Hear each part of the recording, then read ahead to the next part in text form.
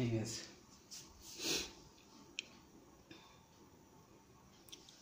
I'm sure you can understand. There's a start condition. Then the next that happens is it will send the address.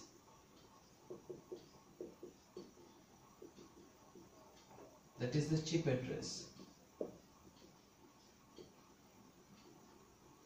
Right? So once the chip address is sent, an acknowledge will come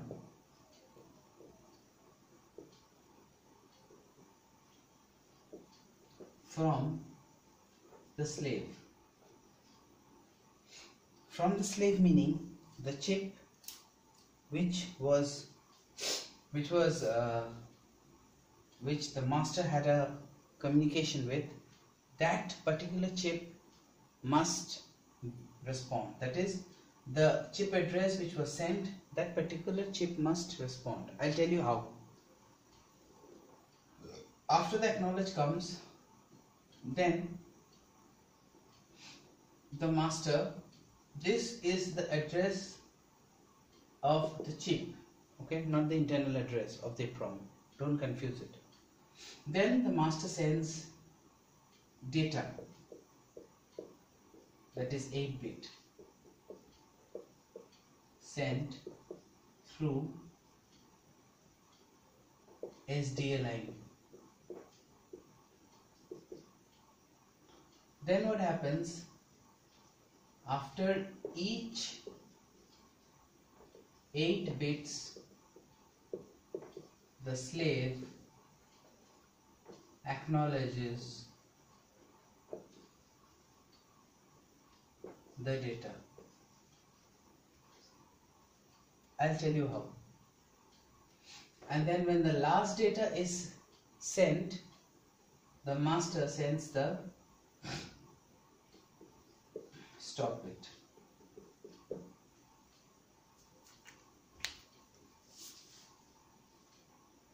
Okay, so the thing goes something like this. It's a start,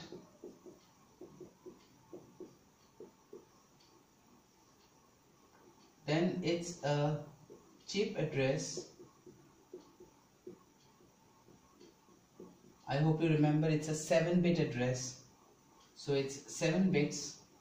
There is 1 bit which says a read or write bar, which meaning that if this bit is equal to 1, it means the master wants to read, and if this bit is equals to 0, the master wants to write. After that, the slave, so what I will do is I will mark the communications from master to the slave with green. Okay, so this is done by master. I hope you can see it.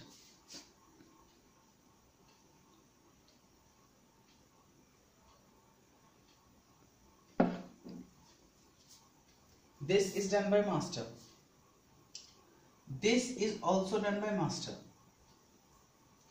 And this is also done by master. Right?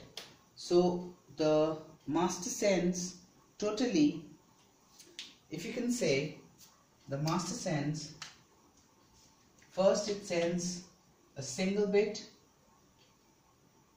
then it sends a total of 8 bits, 7 address and 1 read write. Then the slave will respond with a acknowledge. So the acknowledge has to come from slave, so that I will write in black.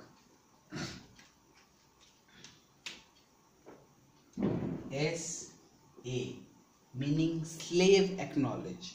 Okay, so I will terminate this as slave acknowledge. Then after if mind you, if a slave doesn't acknowledge, then what happens is it's a useless story then, because unless and until the slave acknowledges, the master cannot proceed. So once the slave acknowledges, the master sends the 8 bit of data.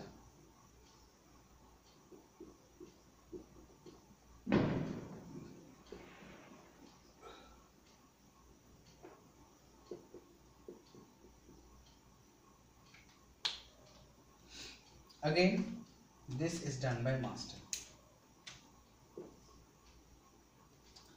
After this, the slave will acknowledge with a acknowledge with a reply. This procedure continues, right, unless and until all the data has been written, and then once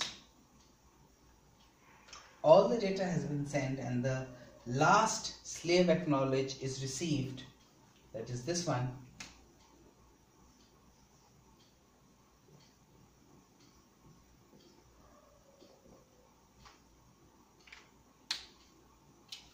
the master will basically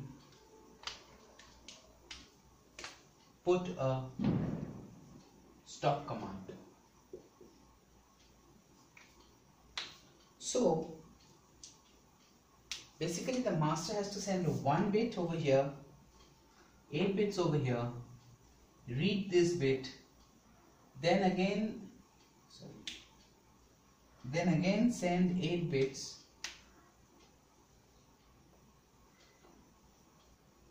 then again read 1 bit over here, then again send 8 bits, n into 8 bits, I would rather say n into 8 bits, depending on your system, whether you want to write 10 bytes of data or 50 bytes of data. Mind you, one thing I must tell you, that for EPROMs they have pages. That is, you cannot just keep on writing data.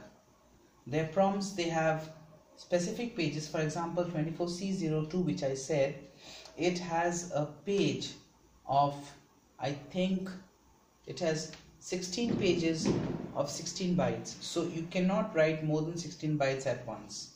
So this has to be 16 in that case. That is from here to here, it has to be 16. Okay. So then the last comes, and then is the stop bit, which is again 1 bit that is sent by the master.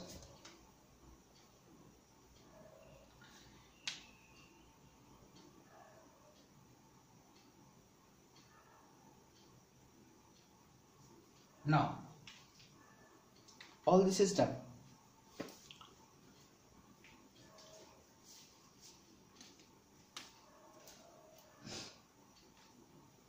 Now I will describe how this is done electronically. This is the main protocol, okay, of sending some amount of data to your particular IC where you are writing the data.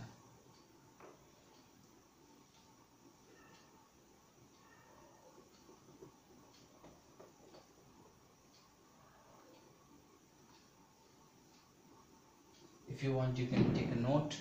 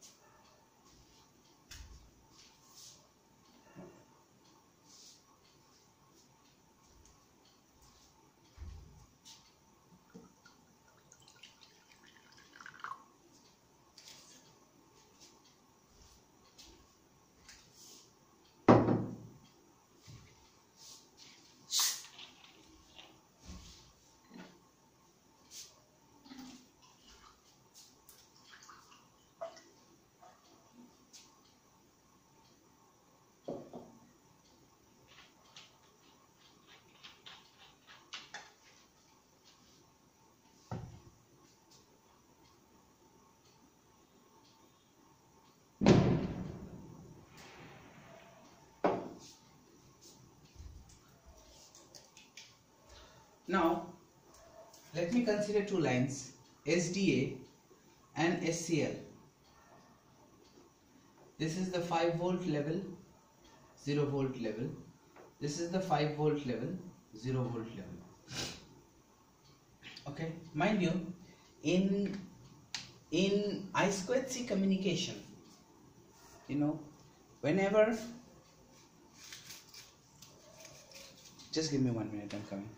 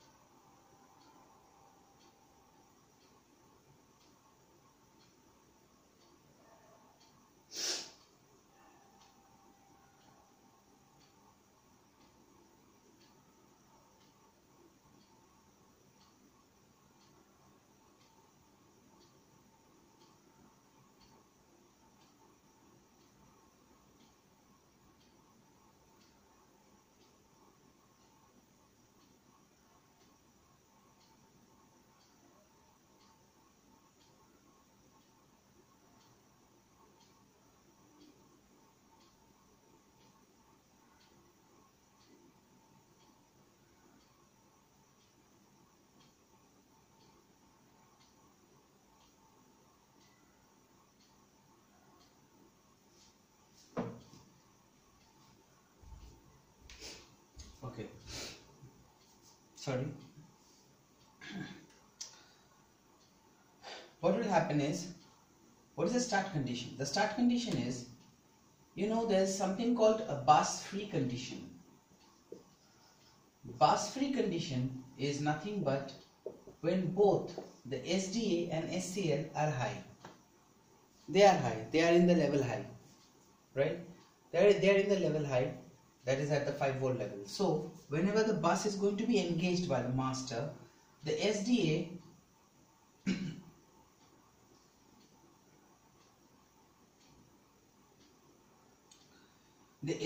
has to be pulled low while the SCL is low.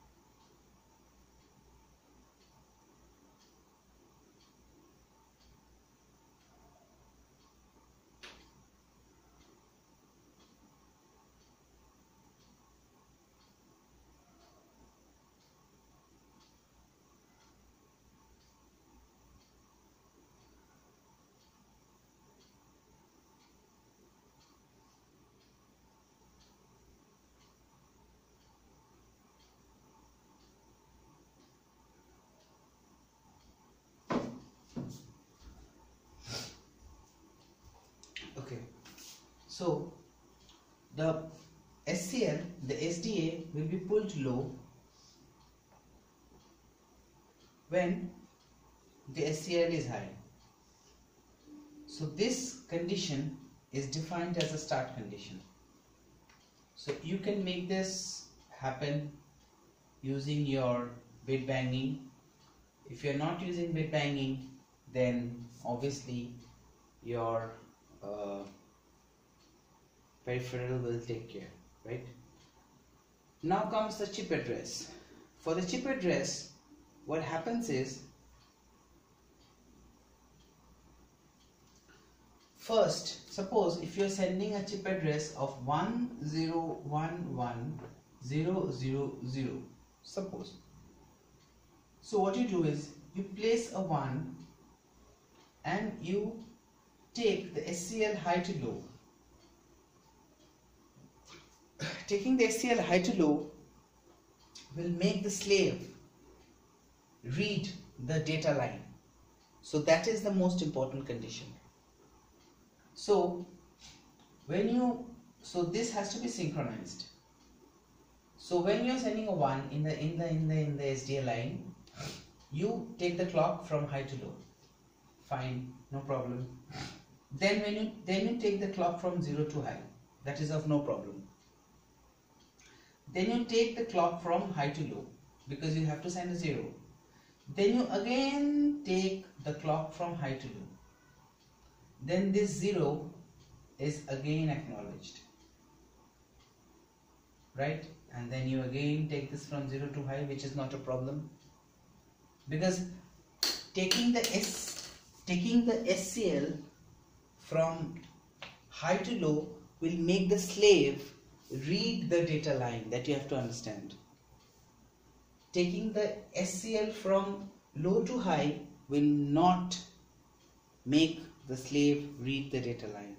So this 0 over here will be read only when you take this low, right?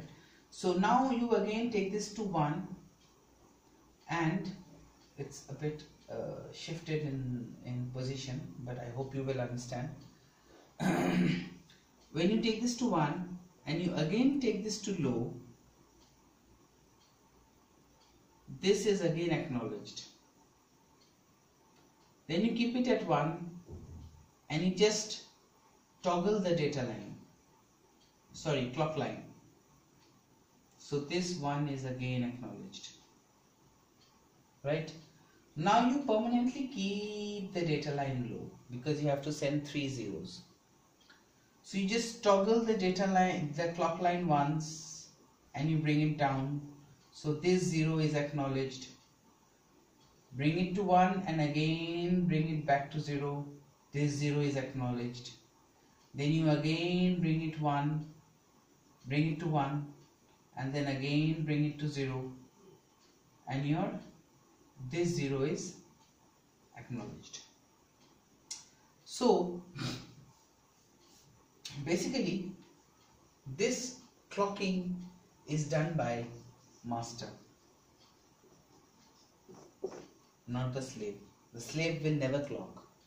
In all throughout the I2C communication, the master will do the clocking, not the slave. Now when all these things have happened, next what you have to send is a read or write bit. I have said that I will discuss a writing, so obviously this has to be a 0. So you keep the data bit 0, and you again take the clock line high and bring it down to 0. So this 0 will again be acknowledged, right? So now the slave understands that, okay, I am going to be written. The master will write something to me. And if in your line, if you remember in the previous diagram which I asked you to copy, if there is some slave with this particular slave address, then you will get a slave acknowledge. Now what is slave acknowledge? This is very important. Slave acknowledges, you just release the data line. That is, you make the data line go from 0 to 1. Okay? And just toggle the clock once. This is very important. You just toggle the clock once.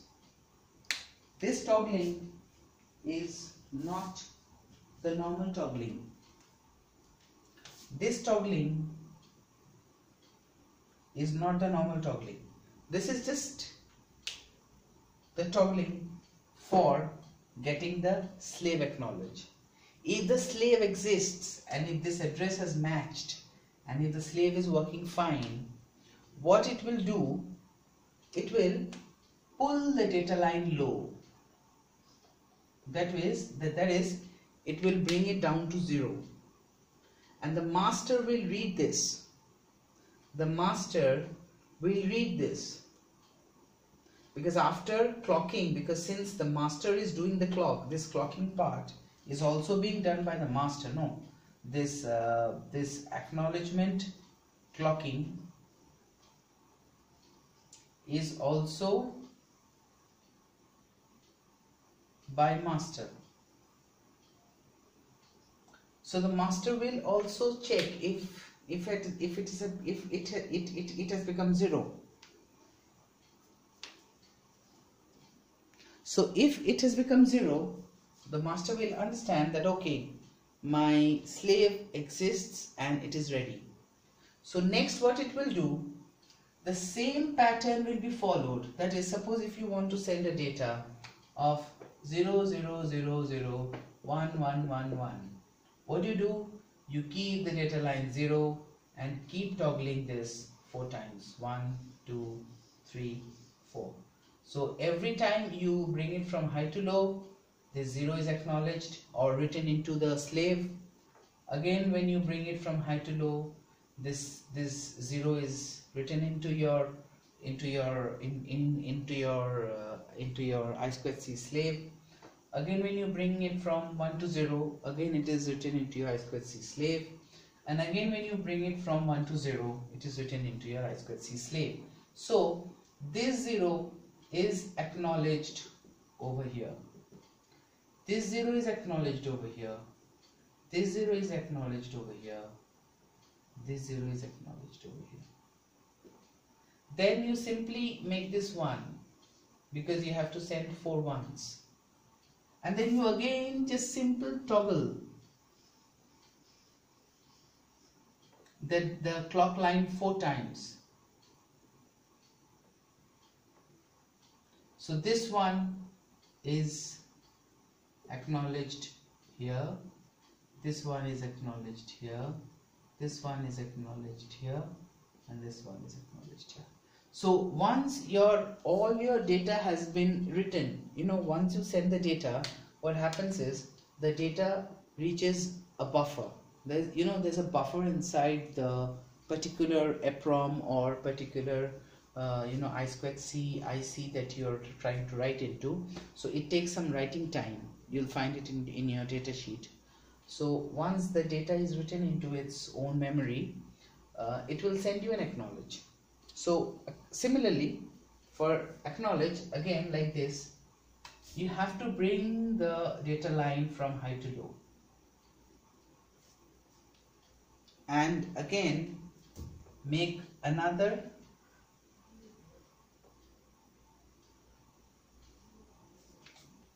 clocking like you did over here. If during this clocking the slave line, I'm sorry, I'm so sorry, I'm really sorry. You keep this at 1, okay, and you make this from high to low. If the slave has written everything properly and if it is working fine, the slave will bring this down to 0, not the master. So this has to be done. This will be done during this cycle. Okay, and this will continue for all the data that you will send. Whether you send one byte of data, 2 bytes of data, or 16 bytes of data.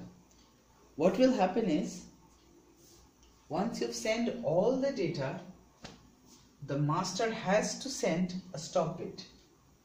Now what is a stop bit?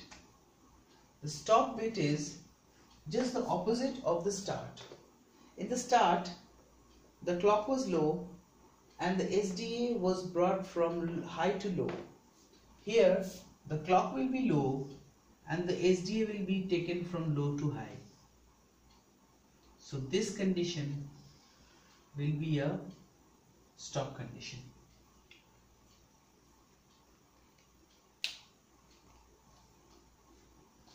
So this is how, the writing